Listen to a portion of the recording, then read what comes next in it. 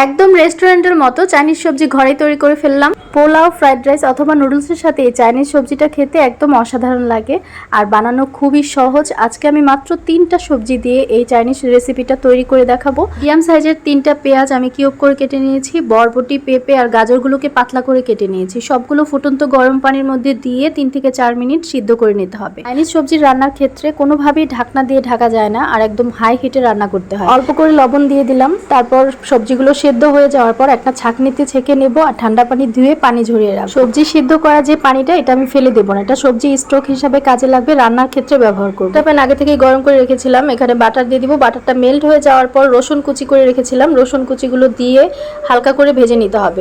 ভাজার সময় অনেক সুন্দর একটা ফ্লেভার বের হবে। এখন দিয়ে দেবো ছোট ছোট টুকরো করে রাখা চিকেনের পিসগুলো।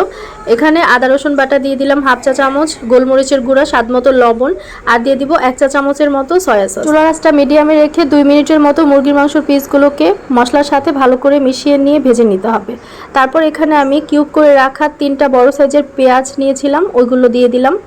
পেঁয়াজটা হালকা ভেজে নেওয়ার পর এখানে আমি সিদ্ধ করে রাখা যে সবজিগুলো, এগুলো অ্যাড করে দিলাম। সবকিছু 2 মিনিটের মতো ভেজে নিতে হবে। আর এখানে সবজিগুলো সিদ্ধ হওয়ার জন্য আমি অ্যাড করে দেব আগে থেকে সবজি সিদ্ধ করে রাখা যে পানিটা রেখেছিলাম, এই পানিটার সাথে 2 চা চামচ কর্নফ্লাওয়ার গুলিয়ে নিয়ে সবজির মধ্যে দিয়ে দেব। সবজির ঝোলটাকে ঘন করার জন্যই মূলত কর্নফ্লাওয়ারটা দিতে হয়। সবশেষে টেস্টিং সল্ট, কাঁচামরিচ দিয়ে মিডিয়াম আঁচে আরও 3 থেকে 4 মিনিট রান্না করে নিতে হবে।